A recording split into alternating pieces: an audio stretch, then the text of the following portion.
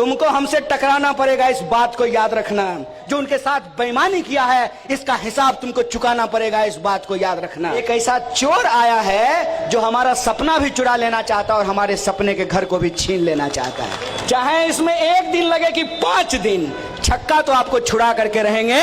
और ये चैलेंज कर रहे हैं जो लोग यहाँ खड़ा होकर के वीडियो रिकॉर्डिंग कर रहे हैं, जय शाह के पिताजी को भेज दीजिएगा। खुल्लम खुल्ला सड़क पे खड़ा होकर के बोल रहे हैं तुम्हारी जेल में कितनी जगह है हमने देख लिया है, हम देखेंगे। जिसको किसी को भी अगर ये भ्रम हो रहा है कि इस देश को, इस आजाद देश को गुलाम बना देगा, तो उसके आंख में आंख डाल करके कहते हैं सर कलम कर देंगे, इस देश की आजादी को नहीं झुकने देंगे। इस बात को याद रखना। मरना ही है तो संघर्ष करके मरेंगे। इस सत्ता को हम ये याद दिलाना चाहते हैं कि यह देश जितना तुम्हारे बाप का है उतना ही हमारे बाप का भी है, इस बात को याद रखना। हम जिंदा हैं, इस देश को आजादी दिलाने वाली पार्टी जिंदा है, तब तक इस देश को हम बिकने नहीं देंगे, इस देश को हम बेचने नहीं देंगे। यह देश, इस देश में रहने वाले 140 करोड़ लोगों का देश है, इस बात को याद रखिएगा। ये 2-4 लोगों का बपौती नहीं है, इस बात को याद रखिएगा। घर नहीं चला पाया वो देश चलाएगा है? कभी जिम्मेवारी उठाया होता ना घर का तो इतना बेईमान नहीं बन पाता।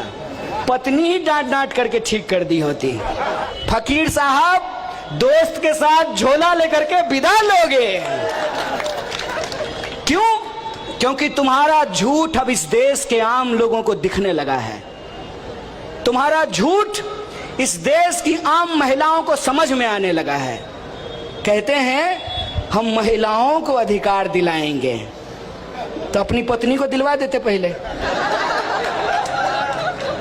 कहते हैं कि हमने देखा है चूल्हा पर कैसे धुआं से जो है ना आंख से आंसू आता है, तो आप तो बोले हम 40 साल से भीख मांग के खा रहे थे। कहा कि हम गरीबी देखे हैं इसीलिए हमको गरीबों के बारे में पता है। तो क्या अदानी गरीब है? अदानी गरीब है कि गरीबों का बस्ती छीन करके जो है उसको बेच रहे हो? अदानी गरीब है क्या? तो गरीब का बच्चा जब देश का प्रधानमंत्री बना है तो उसको 8,500 करोड़ का विमान पर चढ़ने का क्या जरूरत है? बोलिए, क्या जरूरत है? वो तो फकीर आदमी है, पैदल भी दौड़ लगा देंगे। हवाई जहाज का जरूरत क्या है, वो भी 8,500 करोड़ का। और क्या संयोग है, एक साथी ने कहा कि कन्हैया तू किसको कहेगा मैया। ये तो गाना है। देखिए जीवन का संयोग कैसा होता है। मोदी जी से हम हक की लड़ाई लड़ रहे हैं और मोदी जी जिसका हक मार करके भाग गए उसका नाम यशोदा है। मालूम है कि नहीं? नहीं बताओ। नहीं मालूम? मोदी जी की पत्नी का नाम यशोदा है। देखिए इसको कहते हैं नेचुरल जस्टिस।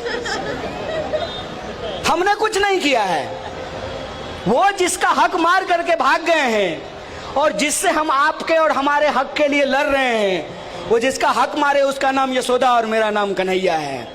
मोदी जी ये तो चलेगा, ये 2020 का मैच नहीं है, ये तो टेस्ट मैच चलेगा। चाहे इसमें 1 दिन लगे कि 5 दिन, छक्का तो आपको छुड़ा करके रहेंगे। और ये चैलेंज कर रहे हैं जो लोग यहाँ खड़ा होकर के वीडियो रिकॉर्डिंग कर रहे हैं, जय शाह के पिताजी को भेज दीजिएगा। खुल्लम खुल्ला सड़क पे खड़ा होकर के बोल रहे हैं तुम्हारी जेल में कितनी जगह है हमने देख लिया है, हम देखेंगे। लेकिन इस देश के आम लोगों के हक और अधिकार के लिए लड़ रहे थे, लड़ेंगे, अपना सर कलम करा देंगे, लेकिन तुम्हारे सामने झुकेंगे नहीं। और तुम्हारे नोट में उतना ताकत नहीं है, तुम्हारे पास ऐसा कोई मशीन ही नहीं है कि तुम उससे एक ऐसा नोट बना लो जिससे तुम एक ईमान वाले गरीब के बच्चे को खरीद सको। इस बात को याद रखो। और बेशर्मी देखिए, प्रधानमंत्री मंच पे खड़ा होकर के परिवारवाद पे भाषण देते हैं। प्रधानमंत्री मंच पे खड़ा होकर के परिवारवाद पे भाषण देते हैं, अब बगल में अमित शाह बैठा रहता है जिसका बेटा बीसीसीआई का सेक्रेटरी बना हुआ है। ये खेल देख रहे हैं। तुम्हारा परिवारवाद जो है वो समाजवाद है और दूसरे का जो है परिवारवाद जो है परिवारवाद है। तुम्हारा भ्रष्टाचार सदाचार है और दूसरे का भ्रष्टाचार भ्रष्टाचार है। ये आंख के सामने धूल झोंक रहे हैं। खेल हमको समझना पड़ेगा। 15,000 करोड़ लेकर के कोई अगर पूंजीपति भाग जाए तो उसको माफ कर देते हैं, और 1.5 लाख रुपया अगर कोई दुकानदार बैंक का लोन ना दे दे तो उसको डिफॉल्टर साबित कर देते हैं। हाय रे बेईमानी, आय हाय, कलेजा निकल आता है ऐसी बेईमानी देख करके। बस आपको और हमको यह चीज समझने की जरूरत है। महंगाई आसमान छूता जा रहा है और भाषण क्या देते हैं? विश्व में डंका बज रहा है। अपना डंका अपने पास ले लो। यहां महंगाई हमारी लंका लगाए हुए है, तुम्हारा डंका बज रहा है। तो ये बीच का पैसा कौन खा रहा है? ये बीच का पैसा प्रधानमंत्री का दोस्त खा रहा है और खुल करके बोलते हैं जितना ईडी भेजना है भेज देना, हम तुमसे नहीं डरते हैं। हमने कुछ किया ही नहीं है कि तुम हमको डरा लोगे, और जब हम डरेंगे नहीं तो तुम्हारे वॉशिंग मशीन में हमको साफ होने का भी जरूरत नहीं है। और एक आदमी आया जो सपना दिखा करके, बड़ा बड़ा सपना जानते हैं क्या था? पता नहीं आप लोगों को याद है कि नहीं है? याद है? खाता चेक करते हैं कि नहीं? 15 लाख रुपया आएगा।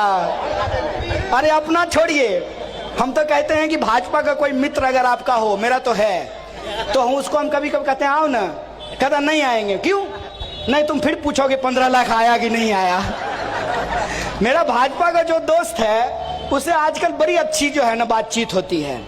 हम उसको कहते हैं चलो हम तो बीजेपी को वोट नहीं दिए थे, तो हमारे खाते में 15 लाख नहीं आया तो यह समझ में आता है। तुम्हारे में आया कि नहीं आया? बोला हमारे में भी नहीं आया। तो बोले पैसा कहाँ का गया, कहाँ? तो बोला दोस्त के पास गया है, उनके खाते में पहुंच रहा है। 15 लाख रुपया खाते में आएगा। हर साल 2 करोड़ नौकरी देंगे। 2022 तक पक्का मकान दिया जाएगा।